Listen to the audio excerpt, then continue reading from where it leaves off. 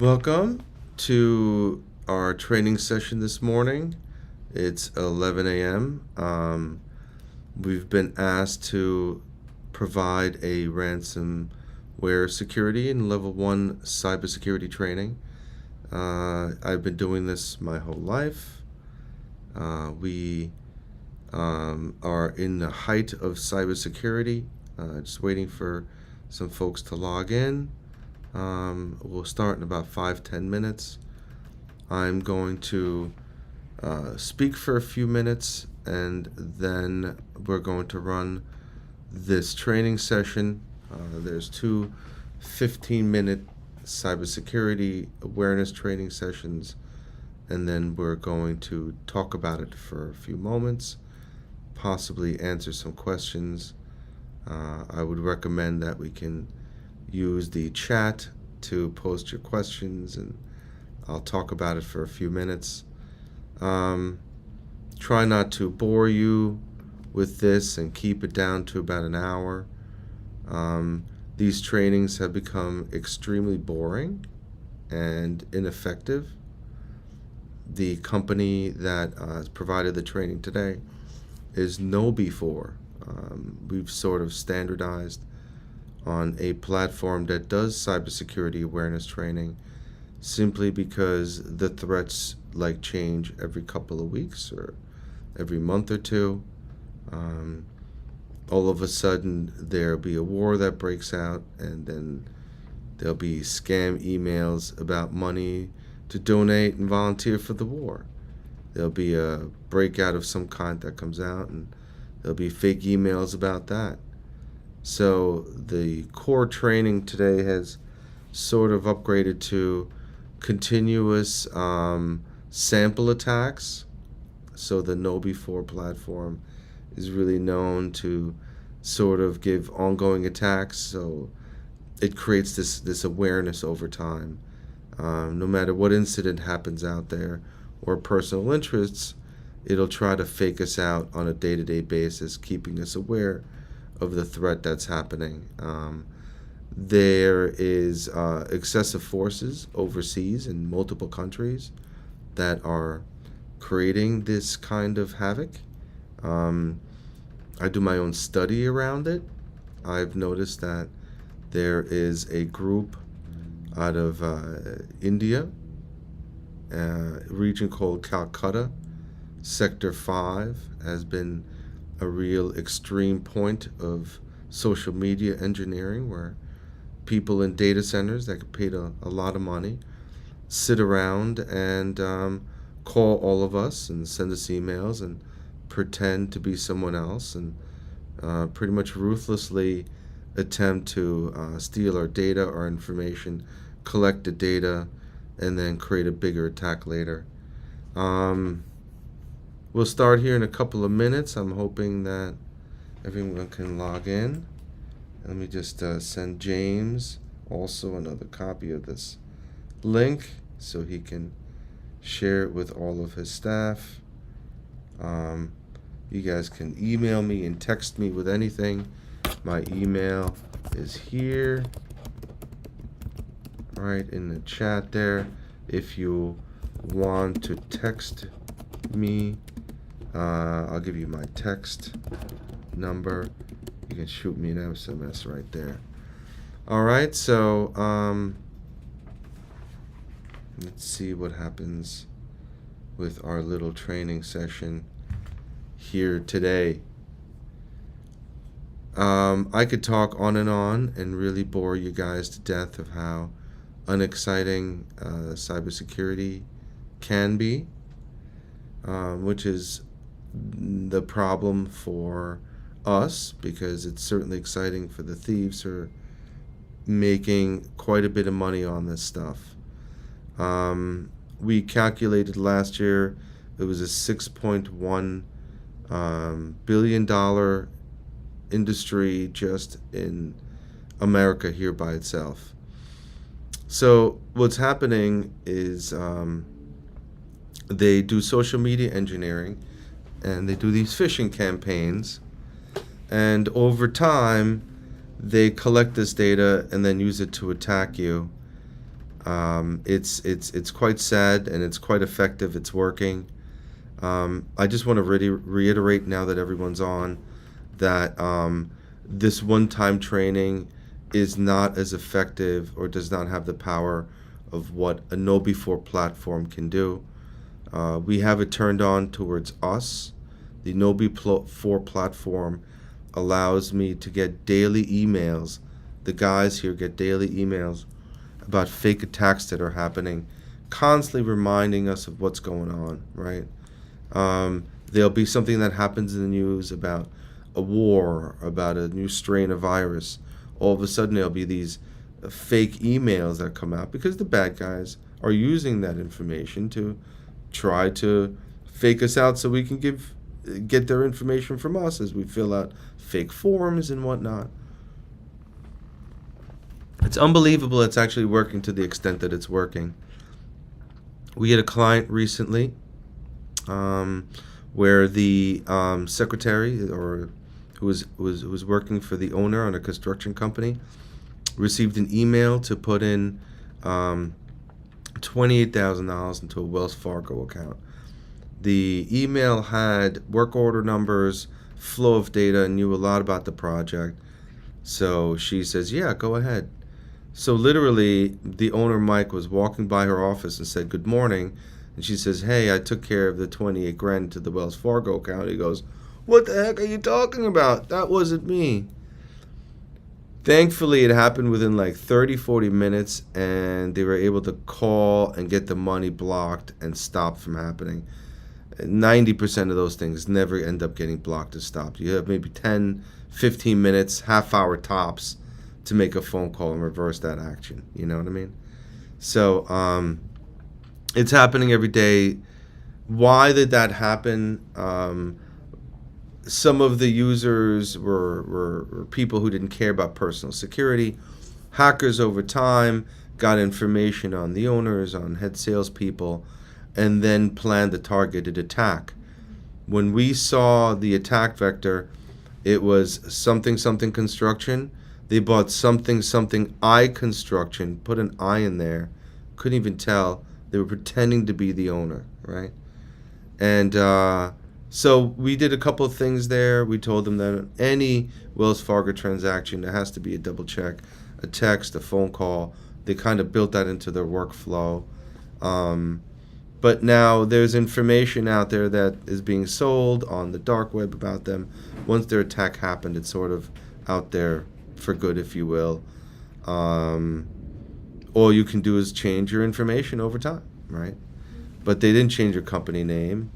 But there's that fake URL that existed during the attack just disappeared into thin air. There's no one to sue, nothing to do, you know.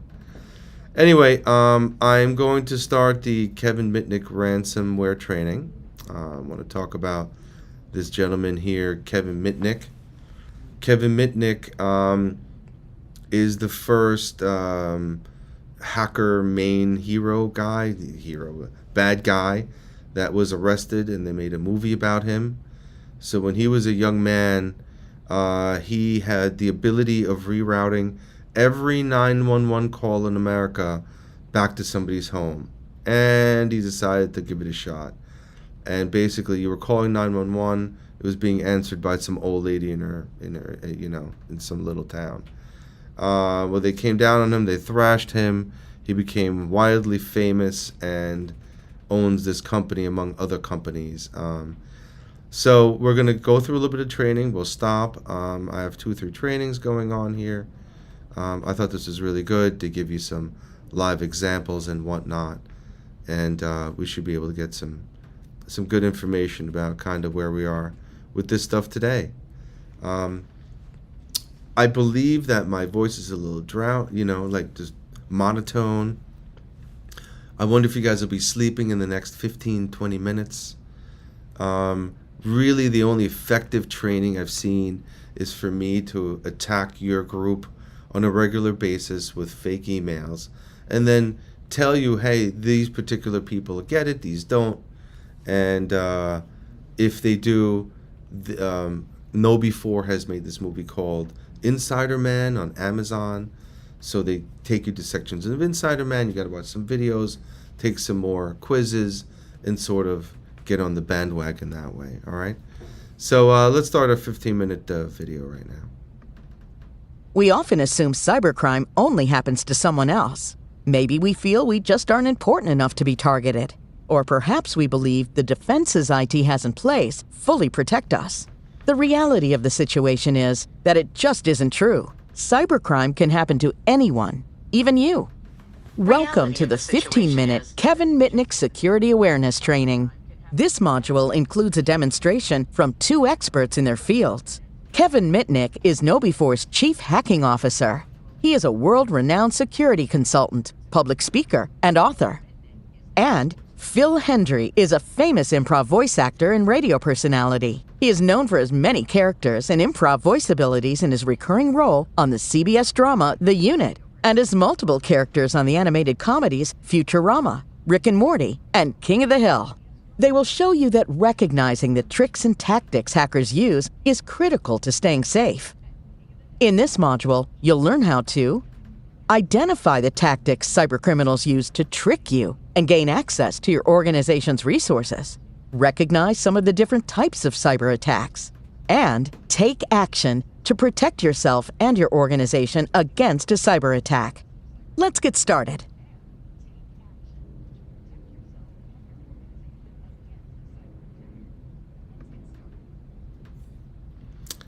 A successful cyber attack can lead to serious consequences for employee and the organization. Below, you'll see 3 headlines describing real successful cyber attacks. Click on the cards to reveal the aftermath of the attack. Intern password stolen and used to gain unauthorized access. The organization's control systems were shut down until a ransom payment of $4.4 million was paid to the organization.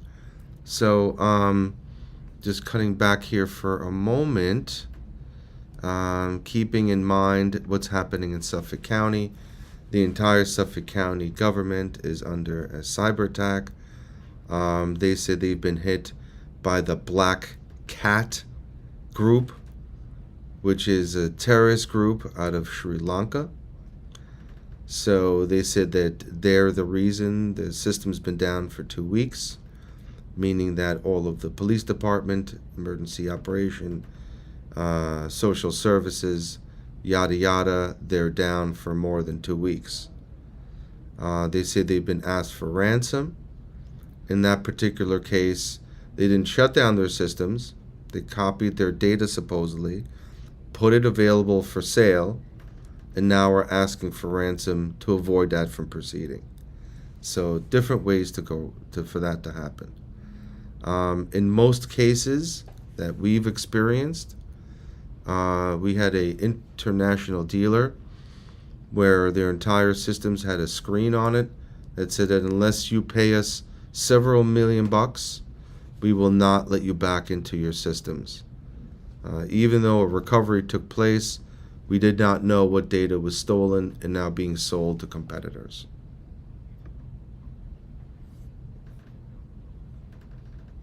Okay, just give me a moment here to advance here to the next. We often assume cyber. Lost that for a moment. One moment. And take action. We often assume cybercrime only happens to some.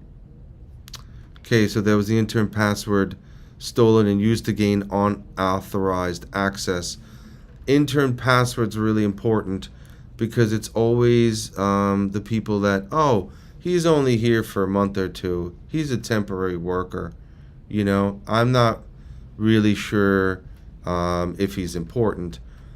One of our attack vectors we saw was for a big warehouse in New Jersey, right?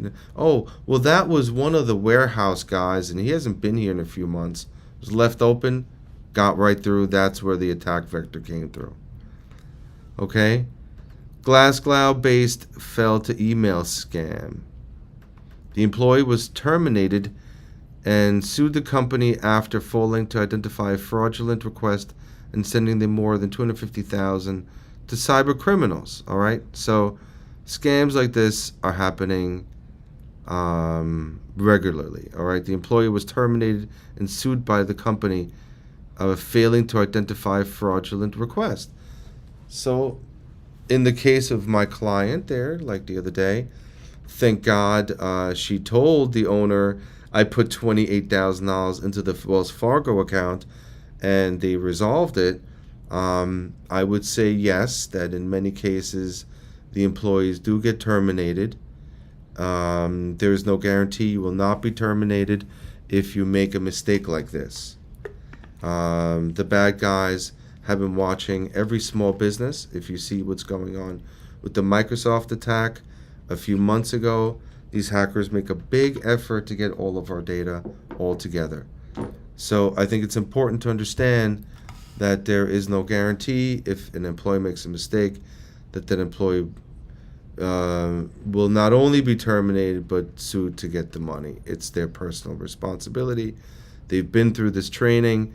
They know they have to double check. They know there's a second method or verification before a transaction's done. You know, sky's the limit there on how the repelling action takes place. Singapore educator fell victim to tech support scam. Now, these are very, very common. Tech support scams. The hacker pretended to be a Microsoft employee to gain the victim's trust and then transferred $35,000 from her bank account. The current scams go like this. Oh, Microsoft owes you money. Let me give you a refund of $300. The hacker says the only way I can give you this refund is if I log into your machine and we together fill out the refund form. They proceed to do this action. The hacker has funny tricks to make it seem that you have received a lot much more than $350 and now you have to return money back to them. That scam has 75% of senior citizens who were hacked fell for that scam. The hacker is able to make it look like, oh, well, we were supposed to give you a $350 refund. We gave you a $3,500 refund. You owe us the difference. Send it to us. And by the millions, people who were senior fell for this. It was fairly disgusting, and couldn't believe at the attention those scams got. So the hackers will pretend to be Microsoft. They're going to pretend to be United Network Associates, IT people. They're going to pretend to be big vendors and talk to you in a way whether they owe you money or something like that. The big trigger point is that they all want to work with gift cards. The moment you see anybody telling you about gift cards, really, red flag there, right? Huge red flag there. Cybercriminals use certain strategies in the attempt to trick you. Understanding what they do can help you avoid these issues. Strategy numero uno. Social engineering is the art of manipulating, influencing, or deceiving you into taking some action that isn't in your own best interest or in the best interest of your organization. The goal of social engineers is to obtain your trust, then exploit that relationship to coax you into either divulging sensitive information about yourself or your organization, or giving them access to your network.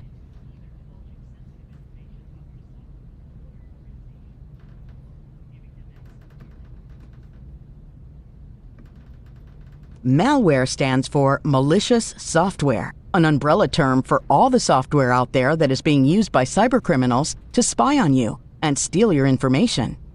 Once your computer becomes infected, some malicious apps can log all of your keystrokes, including your username and password. Some apps take over your computer and can even allow the hacker to turn on your webcam and spy on you or listen to your conversations. Malware attacks often result in data breaches, where a bad actor breaks into an organization's network without their knowledge or consent. They steal data or information, which is then typically sold to other bad actors for a profit.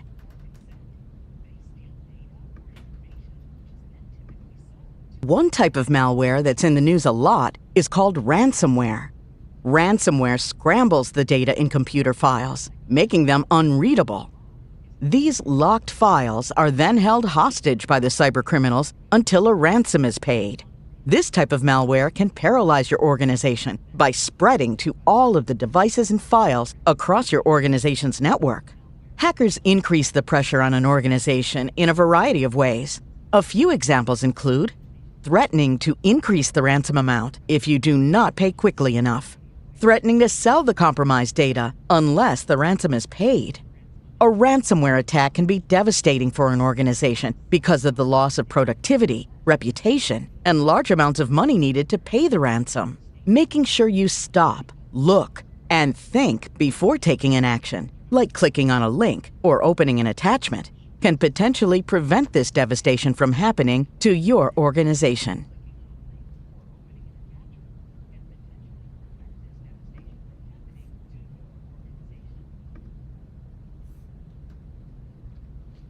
Okay, the two most common digital attacks are specifically focused on getting you to take an action that will harm your organization or you personally. The hackers don't really care if they're getting organizational data or personal data. It all has value for them to grow that pool and ultimately create a phishing attack, which is a targeted attack once a lot of data is collected. Phishing is the most common digital attack. Phishing is the process in which scammers try to trick you into giving out sensitive information or taking a potentially dangerous action, like clicking on a link or downloading an infected attachment. They do this using email disguised as contacts or organizations you trust so that you react without thinking first. For example, you receive an email that looks like it's coming from your IT department telling you that there's a problem with your email account and you need to reset your password. You are asked to click the link in the email. The link takes you to a password reset page with a password field, which is what the scammer is after. Once you enter your password, you've given entry into your account. The scammer now has access to your computer and can tunnel into your organization's network. The most effective way you can combat a phishing attempt is to be suspicious of all emails you receive containing links or attachments, especially messages that are unexpected.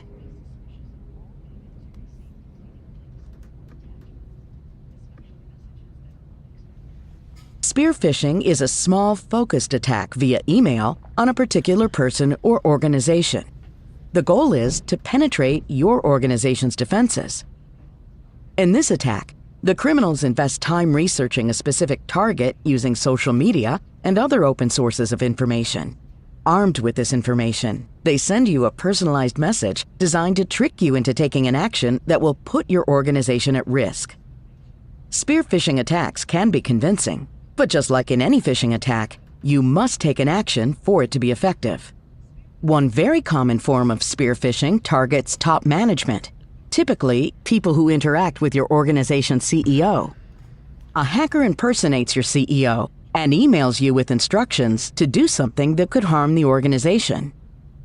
This tactic is called CEO fraud and is growing in popularity. It can even happen via phone with a fake voice message.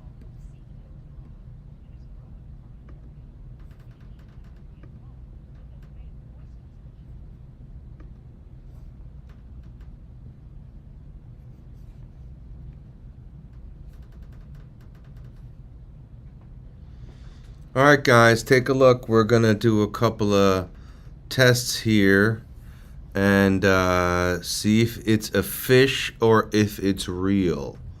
All right, so let's take a look here. We got this one from it@yourorganization.com. Your mailbox is full, right? Your mailbox is almost full and you may not be able to receive incoming messages as a result of this. Kindly follow the link below to activate your allocated space. Activation link, Microsoft team, all rights reserved. This should be quite suspicious to all of you, okay? It's a fish. It's a fish for many reasons. While we may not be, the most professional looking folks, certainly all the messages that come from us will have a level of professionalism and clarity and you'd know who it's coming from. You'd have a contact information. This is a very strange and ambiguous kind of, where is all this coming from? Let's see what Know Before and Mitnick here wants us to learn about this. Show me. All right, subject. Be careful and check this misspelling or bad grammar. Hackers, apparently there's like no English classes in grammar school at hacking school. It would significantly increase their attack vector if they did take some English and grammar classes, because this is a constant. They're saying strange things, putting weird stuff in there. Be careful and check misspellings. In any corporate email from a bank, from anybody, should be no misspellings, ever, right? Mailbox is almost full. Notice that it's creating a series of urgencies and consequences. They're like, oh man, this is going to go bad. If the mailbox is full, you got to click on it now. An urgency comes from it. Very important. Pay attention to what the request is assuming to do. Is it a normal request, or is it something that's done maybe after hours? Or is done specifically with management involved? Maybe your mailbox is filled up for a different reason, or you're doing things that maybe you shouldn't. The attention is it's a not normal action. It's not being addressed to anybody. It should be suspicious for that. Why do they want me to do this, and what's happening? And you're not even experiencing problems on your computer, right? So always be suspicious of this included link here. You got to browse over it. This is where they get you. They put stuff into that link where it takes you into a weird place, another scam area, or a place where they can literally rip the information from what they have in your browser, okay? So let's see what else we got here. Not all cyber attacks start with an email, right? Check with your IT department or your organization's security policy for additional guidance on avoiding these kinds of attacks. If, for example, the coronavirus came around, and when that happened, there was a lot of bad emails, phishing emails that came around, about information of it, where to find things about vaccines, and much of it was a scam. All right, let's take a look at some of these videos. You receive a link to a website in an email, but how can you be sure that it is secure? Well, it all starts with understanding the individual parts of a Uniform Resource Locator, URL, commonly called a link. Let me show you. Let's use an actual Know Before website as an example. https://blog.knowbefore.com/. HTTP stands for Hypertext Transfer Protocol. HTTP is a set of directions on how web page information is transferred across the internet. The S means there is a secure connection between your computer and the computer on the other end. Don't be fooled into thinking you are completely safe by going to a website that has HTTPS. If your connection is to a cybercriminal's computer, any information you send to it or software you install from it can compromise you and your organization. Blog. Is the subdomain in this example. A subdomain is like a function or a department within that organization's site. If the domain checks out, this will likely be safe too. Knowbefore.com is the domain and the organization's virtual address. It is important that the domain is spelled correctly without any special characters. Otherwise, it will take you to a completely different and potentially malicious website. Referencing the same link, notice it is separated by a period.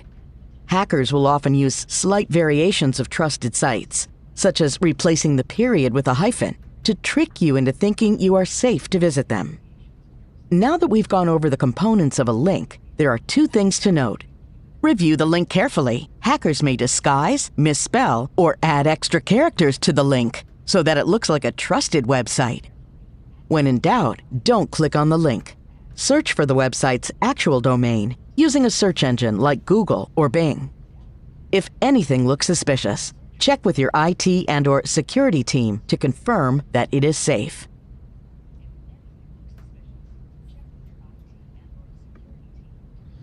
So, people call us regularly and they say, hey, is this safe? Is that not safe?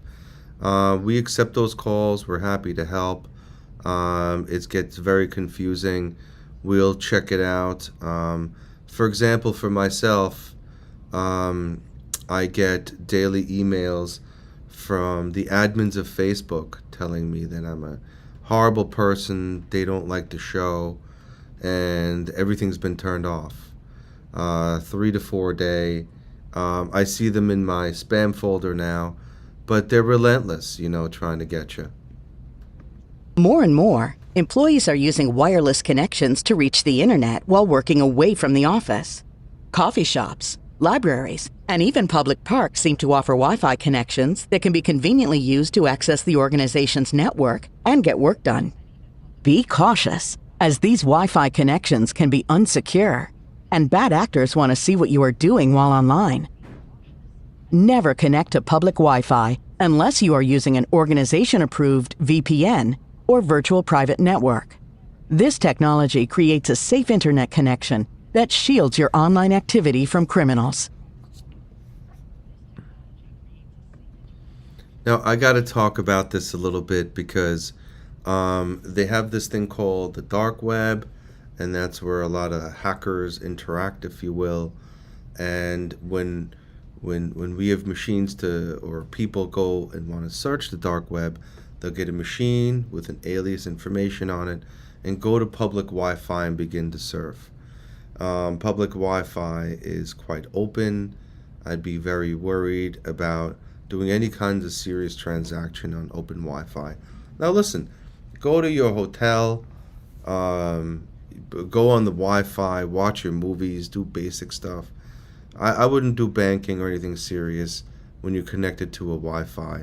You do it off of a hotspot on your iPhone or your cell phone, but be careful what you do with public Wi-Fi, especially big events at hotels. We believe those are pretty much keystroke recorders everywhere, hackers watching where people are logging in. One of the biggest threats from social media is the abundance of shared information that can be used by social engineers to trick you or your coworker. Travel plans are an obvious example of information that you should never share online.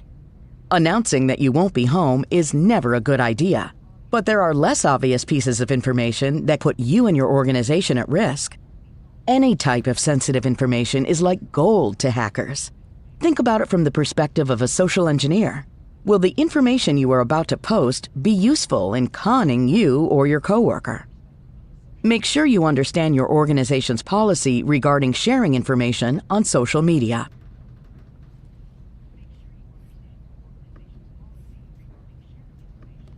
Another effective trick that criminals use is to create a profile with a bunch of real or fake connections that all look very convincing. For instance, the profile could appear to be a headhunter who wants to talk to you about a career move, a potential romantic interest, or someone in your industry who wants you to speak at an upcoming conference. But fake profiles are a growing trend throughout social media and are designed to trick you. So take a close look at any requests that you receive. Some common aspects of a fake profile include model quality or celebrity lookalike profile photos, an incomplete or generic profile, poor spelling and/or grammar, or a suspicious work history. Fake profiles will often lead you on for a while and then send you a link to click on in the message that seems to make sense in the context of the conversation. But this link leads to a site that is able to infect your device with malware. Now the hacker can begin to tunnel into your organization's network.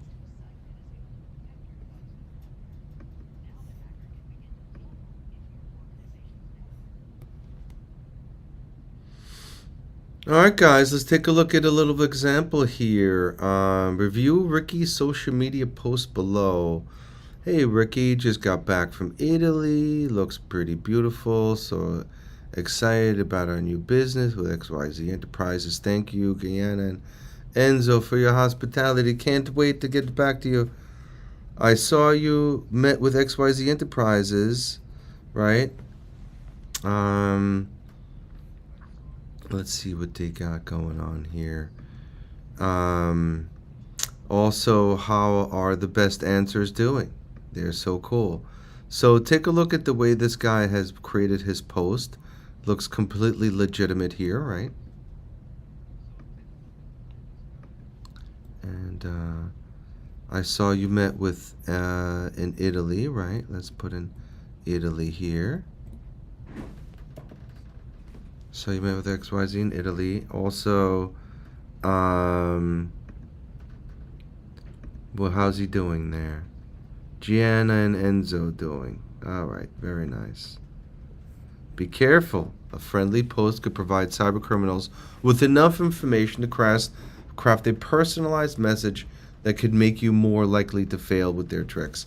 So, this particular exercise was pointing out that some hacker who is sending out social media information is like, hey, you know this guy, you know that guy, and sort of formulating a relationship and then using it to attack someone else. I'm going to talk about this a little bit later. I had a friend who passed away on August 17th, 2021. Well, I noticed that last week he tried to friend me on Facebook. So be aware that these brazen individuals and groups overseas have collected enough information on deceased Americans and now is looking to befriend me and started sending me messages about things that I used to remember about him. I was so disgusted. Can you imagine that? I put an APB out. I said, listen, people are trying to pretend to be Steve Davies here. Obviously a hacker, right? Pretty scary, very brazen. Cyber attacks can all be set into motion in person or with a simple phone call, right? So let's watch Kevin and Phil's demonstration how a cyber criminal can trick you to installing a Trojan without even going onto your computer. Hey, Phil Henry here. I've been working with my friend Kevin Mitnick on learning some social engineering tricks to go along with my voice acting skills. In this scenario, I'm going to install a program called a Trojan that will give me complete control of the target's computer. Now, Kevin taught me to always use social media, like LinkedIn, to find a good person to target. In this case, I'm targeting a new employee in the accounting department. Now, this person says she just started, so let's try her.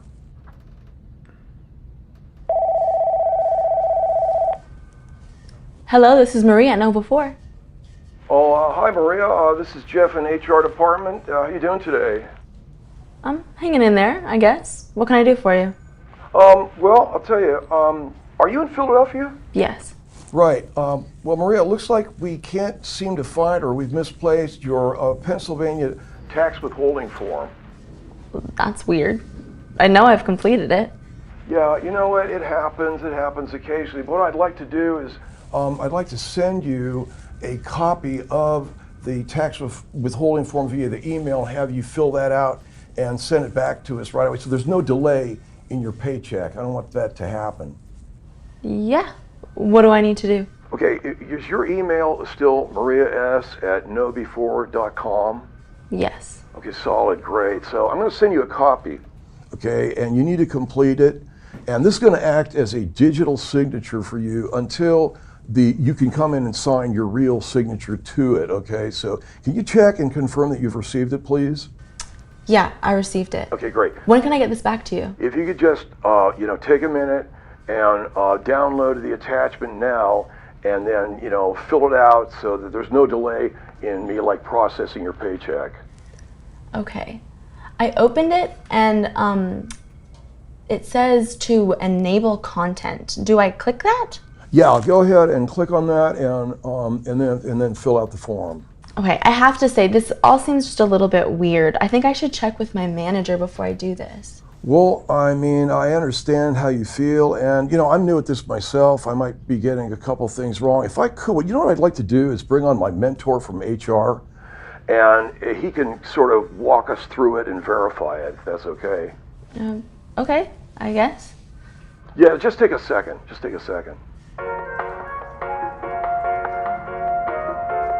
This is Chris Norton. Yeah, hey Chris, it's Jeff in HR, and I have on the line Maria. Hey, how can I help? Well, seems that she misplaced her tax withholding form, so I wanted to email a copy to her, and she just wants to verify the process because it seems a little, off to her. Maria, did you get the attachment in the email? Yes. Okay. Well, how can I help?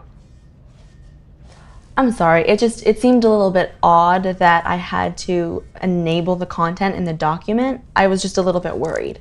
That's totally understandable. I mean, I'm sorry. It's a good instinct, Maria. Just trying to make sure that there was no delay in you getting your paycheck. This actually happens a lot more than you might think. Okay. I went ahead and I clicked enable content. I'll go ahead and get this to you. Hey, whoa. I'm so sorry, everybody. I just found Maria's file or digital file it was misplaced in our system. So I found it. Looks like we've got no problem at all. Looks like everything's cleared up. Oh man, I feel really dumb that I wasted everybody's time here. I gotta apologize, No worries. I'm just glad you were able to find it. Well, I mean, thank you both. Have a great day, everybody. Sure, okay, man. So what just happened there is Maria was tricked into enabling content in a file sent from outside her organization. This allowed the installation of a Trojan using what we call a macro. And a macro is a set of computer instructions that could be embedded in an Office document such as Word. Not everyone has the skill and flair to do it using multiple characters like Phil Henry just did, but this is a common tactic used to gain your trust and access to your computer and network. Once the Trojan's installed, they could steal any files off the computer, monitor the user's keystroke, or spy on anything that Maria says or does. So you need to stop, look, and think before you take any action, especially enabling content on a file received in an email or downloaded from the internet.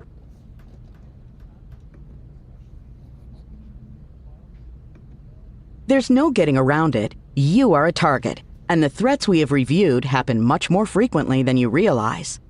This is why it is so important for you to remain cautious. If you receive a suspicious email, text, or phone call, never take an action or respond to it. Rather, contact the organization directly using a customer service phone number listed on their website. You play a central role in protecting your organization against the cyber threats it faces every day. Stay alert to your surroundings. And remember to stop, look, and think before taking an action. Next, take a short quiz before you conclude your training.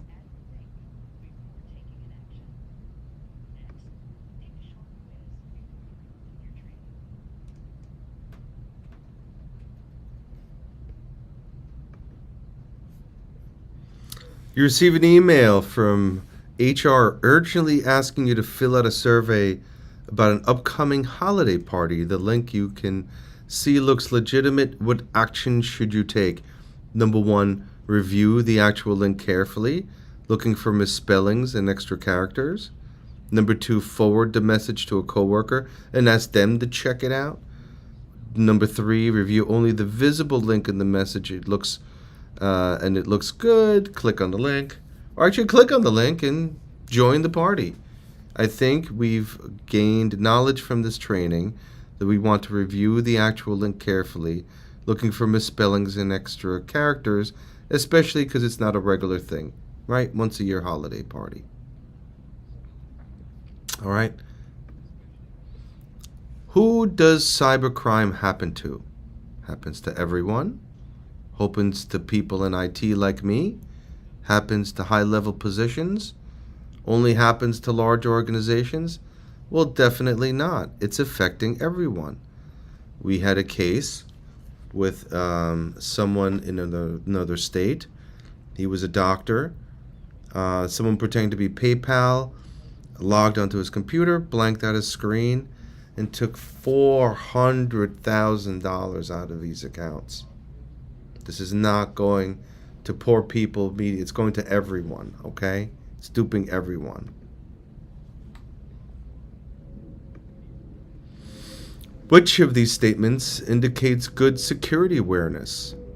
An email arrives from payroll urgently requesting some personal information to update your records. You provide it right away because you want to make sure to get paid. Number 2, an email arrives from your boss after hours saying that it's an emergency and she'll need to return network password. You provide it. The third option is an email arrives from a client with a different reply to email address. They ask you to resend the contact information. An email arrives that looks like it came from someone you know with a link to a website, right?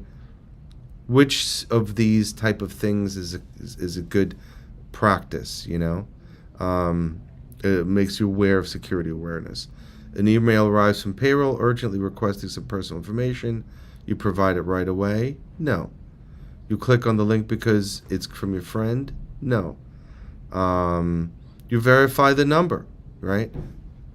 To make sure it's coming from the person you make sure it's coming from. So, phone verification is a story I started with earlier with my Wells Fargo example.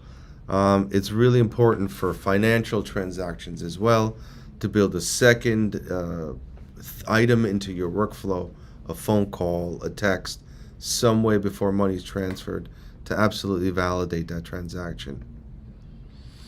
Sally from IT calls, we don't have any women up here yet, but Sally from IT calls on the phone. She says your account was taken over and urgently needs you to click on a website to reset the password, right? First option is not take any action. Follow operational policies for reporting suspicious activities. Number 2, you can ask Sally to send an email with the link you know if it's a legitimate request, or use the link she provided to reset your password. You don't want to get in any trouble. Or ask Sally if her boss can get on the line with you to verify the request is legitimate. I like that one, right? That's a good one to validate that legitimacy. Look at that. It's not the right answer. And we'll explain to you why. You receive a friend request on social media platform. What are some of the common aspects of a fake profile you should be checking for? One of the options is model qualified profile pictures, poor spelling or grammar, suspicious work history, or incomplete and generic profiles. I would say all of these qualify for a suspicious account. Too good to be true, guys, right? So take a look. I guess it won't let me go back to that question.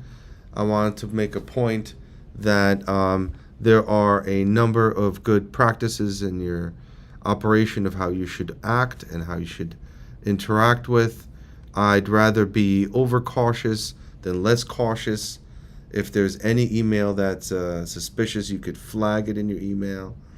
You can call IT. You can take a picture of it with your phone and then carry it around to others to show them what could be wrong. Remember, I really want you to look for 3 main things. Is it a surprise email of something you didn't expect to see? And if it did come from there, browse over the link. Does the link and the other information about links on the page or the name of the person have anything associated with the company you're getting that email from? If you're getting an email from Chase, but if you browse over the link and it takes you to Uganda, highly likely that is not the case. Chase is smart enough, I assure you, to engage the proper links into the right emails when they need. So don't be duped by that. Urgency, very important. They're constantly, please do this now. They're kind of like, hey, go now, do it fast. So they want to kind of throw you off. That's a big deal. And certainly they may know information on you. In the case of my client, well, they knew PO numbers, they knew this. Well, that was done from these phishing campaigns you just heard about a little bit ago. So they're constantly taking you up and down this road to figure out what other ways they can dupe you. It's an ongoing thing, this duping of the duping us to figure out how to get more information out of us, building these databases. There's something called the dark web. On the dark web, which you may have heard about, it's actually I apologize, I'm just getting pinged here. The dark web is a location where passwords are sold and information is bought and sold of our data. So, for example, if a major website gets hacked, or Toys R Us, for example, if they got hacked, all that information will be aggregated and sold as lists on the internet.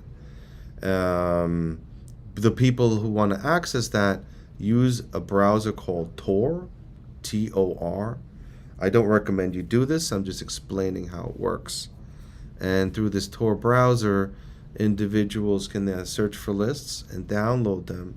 Inside these lists are our usernames, our addresses, our contact information, passwords to our systems.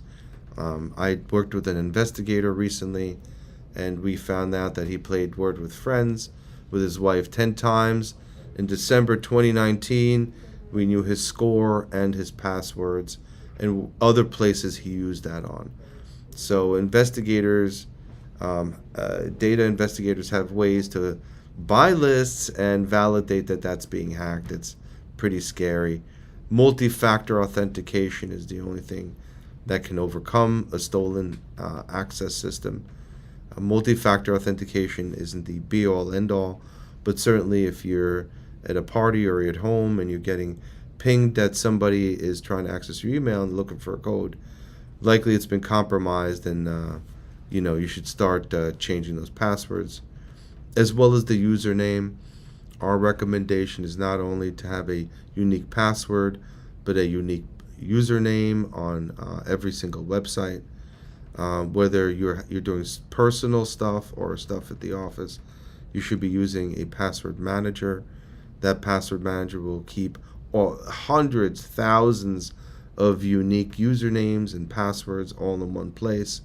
We like to use the 1Password system. You've heard us talk about that a lot. It allows you to do all of that, as well as keep multi-factor authentication codes right inside of that system where possible.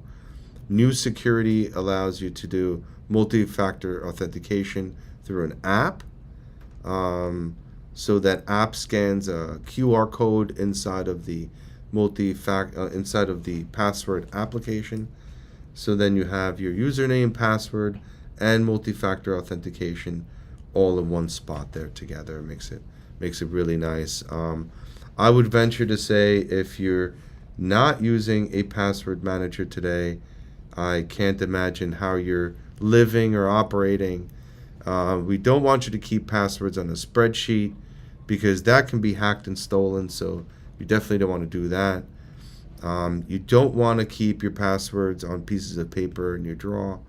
You don't want to do that, because you want to change those passwords every 3 to 6 months everywhere. And you don't want to keep it on the spreadsheet under lock and key. It's very hard to manipulate and keep updated on a regular basis. So there's apps made for this called password management apps. Microsoft even has the Microsoft Authenticator, which is pretty good. Google has one, Apple has one. The reason I like a third party is because it allows you to have Google, Microsoft, Apple all in one system instead of these unique fiefdoms. The third party password manager will keep sort of all of this stuff together in one place. So I prefer that. That's very good. Again, 1Password, not to be redundant, there's one of the systems I recommend. Please check with your IT people if there's any suspicious email. Check with your boss before you click on it. There's no reason to be brazen. I assure you, thereafter, all of us in this building, in this region, we see everybody getting calls, getting attacks. One of the interesting ones I'll leave you with before we end in 5 minutes is that my mother got a phone call from someone saying they had me kidnapped because I hit their car on Northern Boulevard, and I was being held in this house unless my mother gave them $2,600, to resolve this accident. She actually freaked out, but she called me. She's like, "Oh my God, you're being kidnapped." I go, "No, I'm in my office in Garden City at the time." And she bought it. She actually bought it and thought it was actually something real. I was a little insulted because it was only $2,600, but whatever. I've worked with investigators and been told this is quite an active scam. So while I was her son, she was able to prove it out. But people call for cousins, uncles, relatives they haven't seen in a long time. Say they're in trouble, I need the money. And would you believe it? By the millions, people fall for it and then they give the money, right? So be very aware of that. I have a couple of other trainings going, but I'm sure everyone's pretty much bored to all wits at this point. I thought the Kevin Mitnick training was very positive. My follow-up is also very brilliant, just to toot my own horn. And you guys can call me if you have any other questions. Unless there's any other last-minute items or questions, we're going to end there. I have a couple of other series of trainings if you guys want to see it. My main focus is going to become social media training. The fact that there's fake accounts online is a big deal. You can see what's happening with Twitter and Elon Musk. Elon Musk is arguing that more than half of the Twitter users are actually bot accounts. I would say at least 10 to 15% of my user base on Facebook are these bot accounts that I'm still cleaning out. I don't know their purpose exactly, but they're watching. We actually did a show the other day, and I tried to get the hacker on the phone. The hacker actually began to listen in for about 10 minutes of what we were saying. So I don't know what these guys want from us and all the espionage they're doing, if you will. Guys, if you have any questions, let me know. My name is Ed Eisenstein. On this channel, I disguise myself as Ed Notella. My experiment here is called a honeypot. I create fake data and see who falls for it. We have systems that create honeypots as well. We recently installed this Sentinel-1 system at a school, and on a Friday morning automated an entire virtual cyber attack honeypot with all this fake information that if hackers were to intrude there, they'd be finding that first, right? So I like working with an alias. I recommend using an alias when you go online, especially with questionable stuff. You can get telephone numbers and credit cards in this alias name at this point. It's hard to keep track of if you're not doing good things. I'm doing it just to protect myself. So anyway, thanks guys. It's almost 12 o'clock here. Please be aware. I assure you, the American citizen, the New York employee, the Long Island employee is ripe as can be for these hackers to go after. Their success rate is high. I would say probably because of the amount of senior citizens in our region. And they probably looked that up and saw there's a lot of old folks' homes, things like that. And they're really preying on our area pretty heavily. So not only that, but please engage those senior citizens and tell them about what's happening and that these people are calling and saying this terrible stuff. And, just make other people aware of that. Be part of the Aware campaign, right? Especially for old folks. Oh, really? That really happens? They had no idea. I mean, I told the story to this person that my mom got a phone call about a hacking. Oh, that really happens? Like, it sounds ridiculous. Most people aren't aware. Anyway, have a lovely Friday and rest of the week there. And hopefully see you guys, in the next training, if James forces you. But that's really up to him, right? Not up to me. Bye.